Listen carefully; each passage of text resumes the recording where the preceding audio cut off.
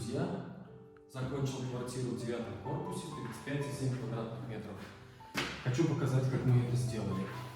Здесь у нас два щитка. В одном у нас интернет, ТВ. И здесь подключение, ну и само собой 220 вольт для подключения модема. Дальше. Здесь у нас такая вот коммутация автоматов. Здесь на варочную, на проточный водонагреватель и на санузел. Диф автомата 2 стоит. Здесь обычный вводной 40 амперный. Ну и больше пока не буду рассказывать. Если надо будет, потом все расскажу. Здесь у нас, где дверь, мы сделали доборную доску. Почему мы их ставим? Ну, они эстетически красиво смотрятся. И, соответственно, грязи не боятся. Когда заходишь с грязными руками с улицы, можно запачкать покраску. Потом перекрашивать это все. Проблем больше, чем надо. По дверям. Двери у нас, когда будете принимать, обязательно смотрите, чтобы они не шатались. Вот эти все зарезы были ровными сделанными. Соответственно, на этой двери то же самое. Все жестенько, все закрывается, не шатается. Обналичники, чтобы зарезаны были и тому подобное. Идем сюда, вам покажу по петлям. Петли, здесь бабочка установлена, можно и вырезать. Эти двери легкие, можно и устанавливать бабочку. Это бабочка усиленная. Пойдемте в санузел, я вам покажу, как выглядят у нас санузлы. Здесь все уже готово. Смотрите, такой установлен у нас полотенцесушитель. Это трапеция с полочкой. Цена колеблется от 7 до 8 тысяч рублей. Здесь подключение будет сделана стиральная машинка, электричество и слив и залив. Дальше у нас вот такой вот практика-лючок открывается вот таким вот образом. Извините. Здесь оттягивается, здесь открывается. Здесь кабель шестерка выведен для проточного водонагревателя в будущем. Здесь обычная тройниковая система.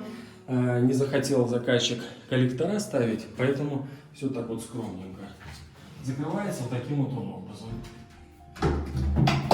Все, закрылся. Унитаз Санита Люкс. Неплохие унитазы. Много ставим. Смыв обалденный. Обратите внимание, как смывать. Слив у нас происходит. Полностью все забирает с собой. Здесь обычная навесная раковина. Если мы откроем, таким вот образом оно выглядит внутри. Вот. Здесь по ванной. Ванна, получается, у нас сделано все проштроблено по периметру. Потом устанавливается в штрабу ванна сама. И после этого уже только укладывается плитка. Здесь тоже невидимку поставили. Много заказчиков просят невидимки, много обычные лючки. Это все по деньгам. Здесь автоматический слив. Открываем, закрываем. Все, пойдемте дальше. Дальше расскажу про кухню. По кухне столешница. Сами посмотрите, я сейчас отойду. Посмотрите, как оно все это выглядит со стороны. Здесь есть одна фишка, я вам сейчас покажу. Здесь долго решали с заказчиком вот этот момент. Здесь доступ к кранам. Не хотели оставить обычный металлический, поставили вот такую вот красоту. Здесь полностью доступ к кранам, счетчикам. Это лючки РФ. Таким вот образом мы это все реализовали. Со стороны смотрится очень красиво, не видно, что здесь что-то есть. Также индукционная печь, обычная духовка. Теперь расскажу о освещении. Здесь установлен двойной выключатель. Один выключает эту зону, второй над барной стойкой. Также теперь покажу второе включение. Это самой комнаты.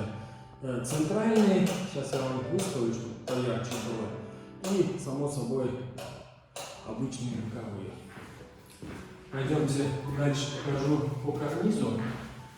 Карниз это встроенный, это делает натяжные потолки, ребята, от начала до конца. Поэтому мы не касаемся этого. И со стороны, если мы вот сюда отойдем назад, не будет видно подключение всяких крючков и тому подобное крепежа.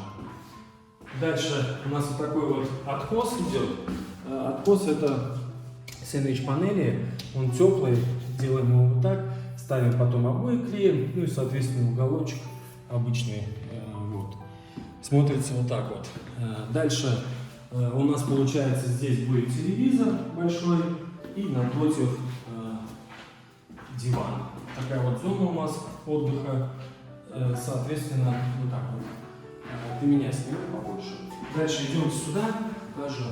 Здесь у нас плинтус. Не рекомендую устанавливать плинтуса МДФ, с ними очень много заморочек. Почему? Потому что эти места придется все потом подклеивать, подкрашивать, и проблем будет больше. Здесь обычный пластиковый плинтус стоит. Его преимущество в том, что он не будет в него попадать пыль. Теперь пойдемте покажу спальню. Такая у нас красивая спальня получилась. Такие вот обои мы поклеили красивые. Они под мешковину смотрятся. Во всех комнатах одни и те же обои. Теперь я вам хочу показать по освещению, как это все здесь включается, реализовано. Здесь 4 встроенных светильника, выключаются отдельно и центр отдельно. Поэтому вы можете настроить так, как вы захотите. Здесь будет у нас большой телевизор, напротив кровать. Вот. Это зона отдыха. Здесь также реализовано все. Тот же карниз, как там, как в той комнате. И здесь такие же откосы. Дальше, теперь я хочу вам показать по ламинату. Ламинат смотрится таким вот образом. Он уложен именно 1/2. Почему? Потому что если сделать в разбежку, у вас стыки будут неравномерно, на стыках будет неравномерное давление, соответственно, он может от времени начать расходиться швы, и много будут нюансов, которые приведут к проблемам ламината. Вот так вот идемте, я вам покажу. Обязательно, если будете брать, берите с фаской, чтобы фаска была здесь сделана. Грязь, получается, сюда попадает, и можно его поднести, убрать, проблем нет. Если у вас будет без фаски, у вас получается все впритык, туда будет от времени попадать влага, начнет домиком подниматься. Ну, вы уже, наверное, знаете, если вы себе такое делали. Пойдемте на балкон. Так. Ну, на балконе освещение здесь у нас.